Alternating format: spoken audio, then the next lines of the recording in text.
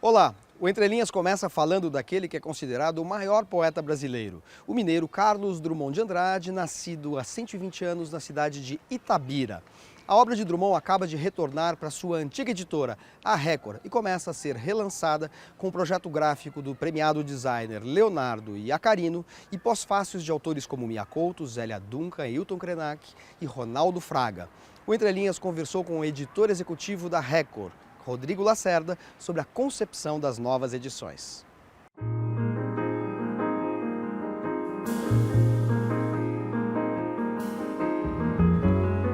Eu acho que o nosso objetivo maior nessas novas edições da obra do Drummond é conquistar novos públicos para o Drummond.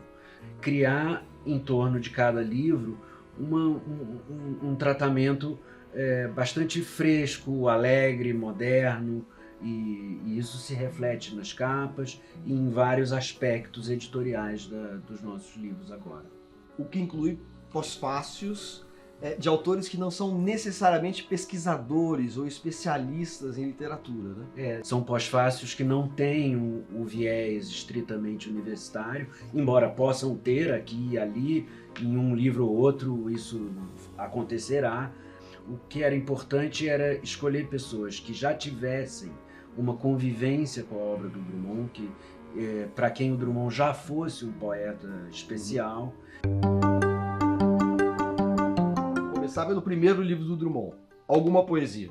O escolhido para escrever o pós-fácil foi o estilista mineiro Ronaldo Fraga. Dia e noite, o jovem Drummond, escondido atrás de um poste, ou assim o imagino, cometendo aqui uma licença poética, observava as saídas do grupo para os passeios pelas cidades históricas e os passeios noturnos e solitários de Mário. Que tem uma relação muito forte com a literatura, já fez vários desfiles. Muito forte com a né? obra do Drummond. E ele, por ser de Minas, de morar e atuar em Belo Horizonte, a gente achou que era uma pessoa muito apropriada para alguma poesia, que é o primeiro livro do Drummond, lançado em 1930. Outro livro já lançado por ordem cronológica é O Sentimento do Mundo, que é de 40. Aí já é outro momento da carreira do Drummond, ele já mudou para o Rio de Janeiro, ele ampliou, digamos assim, a visão da complexidade da realidade brasileira, mundial. Nesse caso, a gente escolheu para pós-faciar o livro o Ailton Krenak, porque o título Sentimento do Mundo, eu acho que nos inspirou, digamos, uma ponte para o momento que a gente está vivendo agora, em que a humanidade está precisando desenvolver uma nova relação com o planeta, com o mundo, com o meio ambiente. Em seguida, temos também, por ordem cronológica, o Claro Enigma, que é de 51, porque é um livro no qual o Drummond, conservando a sensibilidade moderna, passa a trabalhar, a incorporar na poesia dele as formas mais tradicionais da poesia lusófona de língua portuguesa em geral. Como pós-faciador, a gente escolheu o Mia Couto, grande escritor moçambicano e tal, e que era a pessoa perfeita, porque conhece muito bem essa tradição, né, da lírica de língua portuguesa.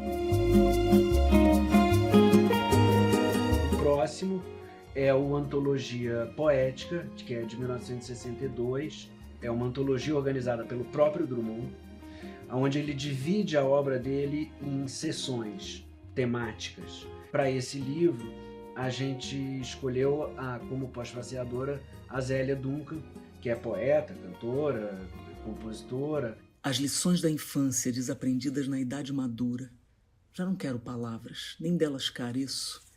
Tenho todos os elementos ao alcance do braço, todas as frutas e consentimentos. Nenhum desejo débil, nem mesmo sinto falta do que me completa e é quase sempre melancólico. Estou solto no mundo largo, lúcido cavalo, com substância de anjo, circula através de mim. O pós-fácil dela, eu acho que tem pelo menos um insight assim, que eu gosto muito, que é quando ela compara a tarefa de organizar uma antologia da própria obra com a tarefa de um intérprete musical ao montar a set list de um show, de um concerto.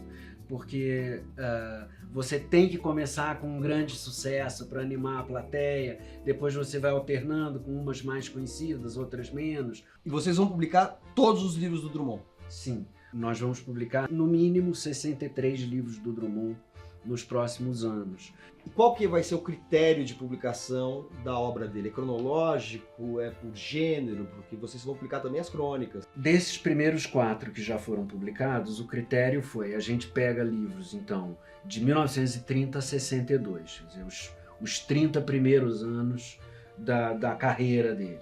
Mas num conjunto de 63 livros tão variados, tem livro infantil, tem livro de aforismo, tem crônica, tem conto, tem diário.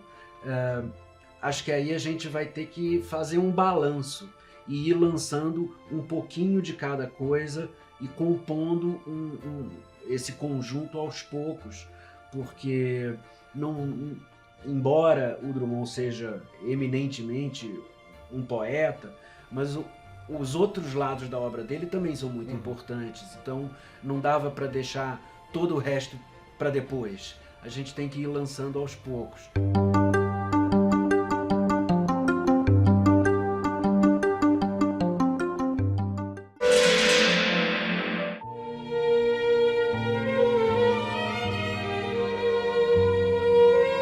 O Pai Goriot, Eugénie Grandet, Ilusões Perdidas.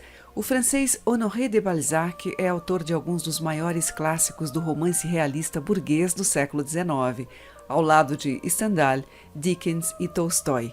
A diferença é que, no caso de Balzac, cada um de seus livros integra um universo mais amplo, um grande painel da vida social da França.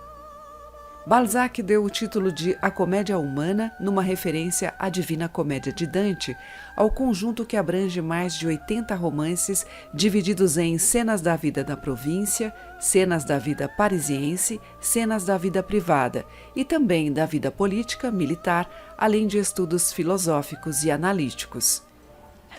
Todos os aspectos da realidade de seu tempo estão representados no afresco literário desse autor, que se vangloriava de carregar uma sociedade inteira na cabeça. Não faltam amores tempestuosos, como o que arrebata Eugénie Grandet, adultérios, como em A Mulher de 30 Anos, que deu origem à expressão mulher balzaquiana, e peripécias românticas, como a que leva Lucien de Rubempré, o herói de Ilusões Perdidas, da província para a capital. E se Paris, a maior metrópole do século XIX, é uma das grandes protagonistas deste monumento literário, suas inúmeras personagens estão amalgamadas por 2 elementos que atravessam as narrativas: o dinheiro e as engrenagens do poder. Uma das sínteses dessa visão materialista é a figura de Rastignac, personagem de O Pai Goriot, um jovem ingênuo e ambicioso que se transforma num arrivista inescrupuloso. Mas o romance inaugura também um procedimento literário inventado por Balzac. As personagens que migram de um romance para outro, ora como protagonistas, ora como coadjuvantes, que envelhecem e vivem diferentes contextos ficcionais e históricos. Essa inovação é responsável pelo realismo incomparável de Balzac, que faz o leitor percorrer virtualmente todas as dobras do tecido social. Palácios e prostíbulos, tabernas rurais e tipografias urbanas, com os tipos humanos e jargões específicos que compõem o mosaico de A Comédia Humana. Qu'est-ce que j'y peux, moi, si les hommes sont cupides, vaniteux, pervers? E um dos romances mais emblemáticos de Balzac acaba de ganhar nova adaptação. Com direção de Xavier Giannoli, Ilusões Perdidas foi indicado ao Leão de Ouro e outras 3 categorias do Festival de Veneza do ano passado. O filme está em cartaz em cinemas de várias cidades brasileiras. Lucien de Rubempré, pour vous servir. O drama histórico Ilusões Perdidas enfrenta o desafio de transpor para as telas um dos romances mais extensos da comédia humana. O resultado é um filme que descarta personagens e cenas, mas no qual os leitores de Balzac reconhecem o essencial do livro, cujas 3 partes foram publicadas entre 1837 e 1843. O fio principal do enredo conta a história do jovem poeta de província Lucien de Rubempré, que é protegido e amante de uma dama da aristocracia de Angoulême, Madame de Bargeton. Quando o adultério é descoberto, os dois rumam a Paris, onde as diferenças de idade e, sobretudo, de classe social se tornam um obstáculo para o romance. A partir daí, a trama consistirá na luta do ambicioso Lucien para se impor à elitista sociedade da capital. E o meio pelo qual ele consegue seu intento é o jornalismo, associando-se a um grupo de profissionais corruptos que negociam matérias para construir ou destruir reputações artísticas e políticas. Lucien se liga a uma atriz com a qual leva uma vida de luxo e luxúria, mas vê sucumbirem as suas aspirações literárias e sua pretensão de obter um título de nobreza, além de mergulhar nas maquinações de uma sociedade corrompida que o faz trair os companheiros e terminará por aniquilar suas ambições.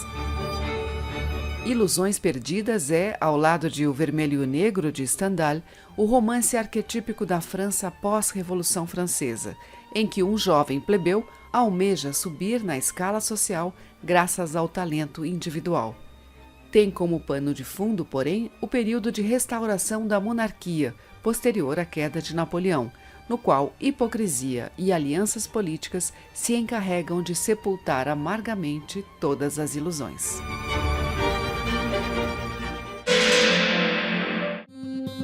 Invenção e Crítica reúne ensaios de diferentes autores em torno da obra de Davi Arrighucci Jr., professor da USP e um dos mais influentes críticos literários brasileiros.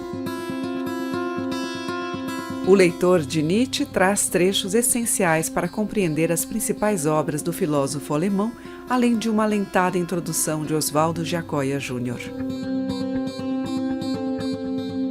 Abandonar um Gato é um relato memorialístico do escritor japonês Haruki Murakami sobre a relação com seu pai e os resquícios deixados pela Segunda Guerra Mundial.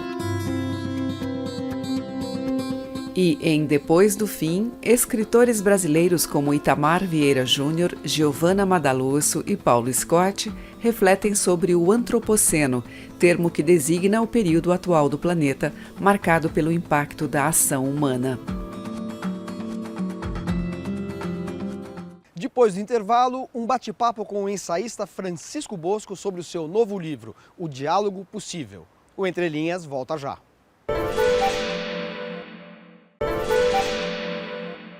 Ensaísta e doutor em teoria literária, Francisco Bosco acaba de lançar O Diálogo Possível, uma análise do cenário político brasileiro atual e, ao mesmo tempo, um convite para debates e soluções.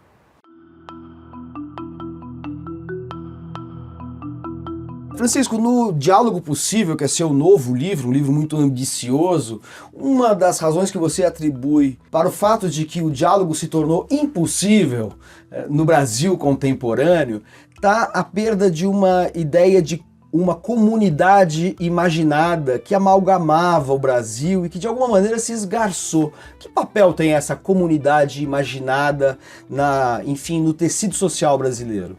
O Brasil não é um país que conseguiu forjar um sentido de união nacional, de comunidade imaginada, na expressão do Benedict Anderson, né, de nação, por meio de um acontecimento na sua história político-institucional. A França, por exemplo, o maior referente nacional da França é a Revolução Francesa, a Revolução burguesa, democrática, que fez com que o país rompesse com o ancien regime e fundasse uma nação por meio desse significante comum de natureza, portanto, abstrata, política institucional. Nós não temos isso no Brasil, nós nunca tivemos uma revolução burguesa ou democrática, sistemática e vinculante de todo o povo. Ao contrário, no Brasil, os acontecimentos políticos e institucionais decisivos na nossa história têm sentido muito diferente para os diversos grupos sociais. E o seu livro de alguma maneira, resgata um pouco o debate político das tensões que acabaram fazendo desse questionamento algo que tornou o diálogo um diálogo de surdos mudos, né? Um diálogo entre fanáticos que não enxergam o outro, né? Eu considero que a gente está numa espécie de limbo, porque a gente perdeu os dois pilares fundamentais da nossa experiência da redemocratização. Um era o funcionamento da cultura popular, como esse significante de união nacional. O outro, o próprio pacto em torno da democracia como forma de governo incondicional, que é o pacto com que a gente sai da ditadura militar, né? A sociedade brasileira não conseguiu enfrentar o fantasma da atuação política das Forças Armadas. Você diz que a gente está num limbo. E para sair dele, você fala que é preciso fazer, e você propõe isso no livro, um trabalho de limpeza da situação verbal. Ou seja, tirar, de certa maneira, purificar um pouco as palavras da impregnação que elas tiveram de paixões ideológicas radicais, né? Para tornar o diálogo social e político possível no Brasil de hoje, você propõe uma operação que não deixa de ser linguística também, né? Eu parto da premissa de que, tanto por interesses partidários eleitorais, quanto por dinâmicas de lógicas de grupo, o glossário fundamental da teoria política, que a gente usa para entender a nossa realidade política e social, ele está completamente distorcido ou falsificado. Então, nos debates em redes sociais, o que está acontecendo ali? O que está acontecendo é que a imensa maioria das pessoas não sabe o que está falando quando está falando sobre política. Tudo isso está sendo mobilizado muito mais como armas para tentar aniquilar, lacrar, na expressão contemporânea, o adversário, seja o adversário político na rede social, seja o adversário político partidário, né? Muito mais assim do que com um comprometimento honesto na investigação do que é a realidade. Queria que você comentasse um pouco como é que foi o processo de juntar essas referências tão diferentes, umas mais sólidas e acadêmicas e outras mais, do dia a dia das páginas dos jornais. Então, o que eu procuro fazer no livro é tentar mobilizar simultaneamente as fontes conceituais, sobretudo da modernidade, na teoria política, mas não apenas, né? E tentar aplicá-las à nossa realidade cotidiana. Então, vamos tentar pesar os dois lados e chegar a um diálogo possível.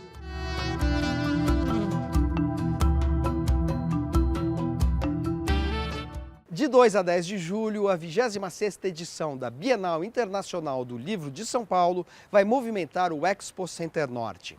Portugal é o país homenageado e o visitante vai encontrar mais de 1.500 horas de atrações e programações culturais. O Entre Linhas conversou com Vitor Tavares, presidente da Câmara Brasileira do Livro, sobre as novidades do evento.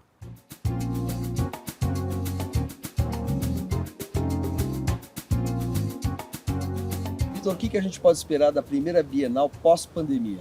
A expectativa é muito grande. Vamos ter aí por volta de 1.500 horas de atrações culturais em 9 espaços temáticos, né?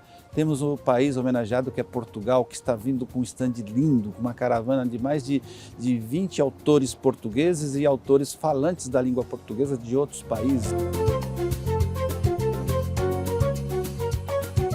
São mais de 350 autores nacionais e internacionais, fora que cada estande, são 185 estandes das grandes editoras, que vão representar mais de 500 selos editoriais, e cada estande tem a sua própria programação. Vamos destrinchar então essa programação. Em que espaços ela acontece? O Salão de Ideias, que tem a coordenação do Sesc São Paulo, junto com a Câmara Brasileira do Livro, né?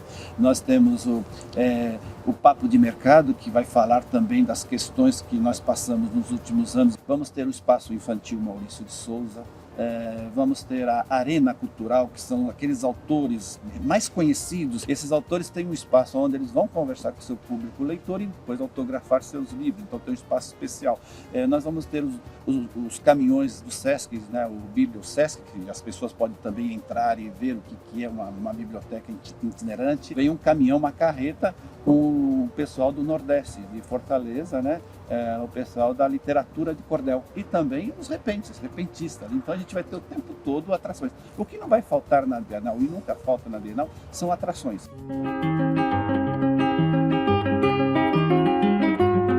O stand de Portugal é o stand do governo de Portugal, é o stand das editoras de Portugal, como é que funciona isso? São 500 metros, né, no stand de Portugal, e eu falo que ali é o consulado português que transferiu dos Jardins lá para a Bienal do Livro de São Paulo. E tem uma coisa que vai atrair muito todo mundo que visitou Portugal, visitou Lisboa e tem vontade de visitar um dia, né, um desejo, e os que visitaram vão recordar, sabe do quê? Vai ter a réplica do Bondinho de Portugal. Né? E também vai ter uma exposição muito bem elaborada de 100 anos de Saramago, e nós vamos ter lá uma livraria portuguesa dentro do espaço de Portugal.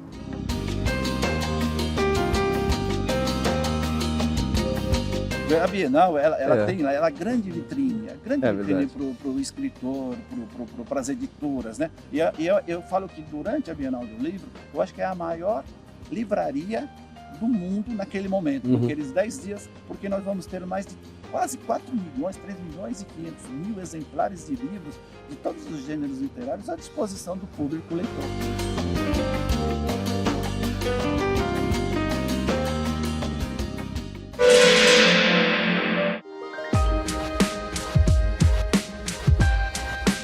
Eu indico esse livro, que é o São Bernardo, do Graciliano Ramos, porque é um livro incrível.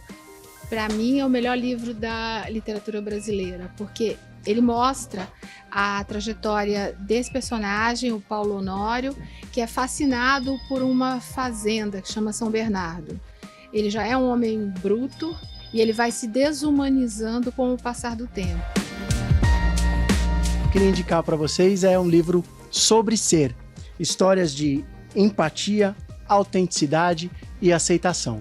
É um livro que fala sobre a abordagem centrada na pessoa de Carl Rogers, conectada com o mundo corporativo. Eu indico a obra Um Apartamento em Urano, de Paul Preciado, sobre uma experiência pessoal de transformação. Eu acho que é um tema muito importante para o momento, falar de gênero, de uma forma de ser diferente daquilo que a gente está acostumado a ver e que precisa ser discutido.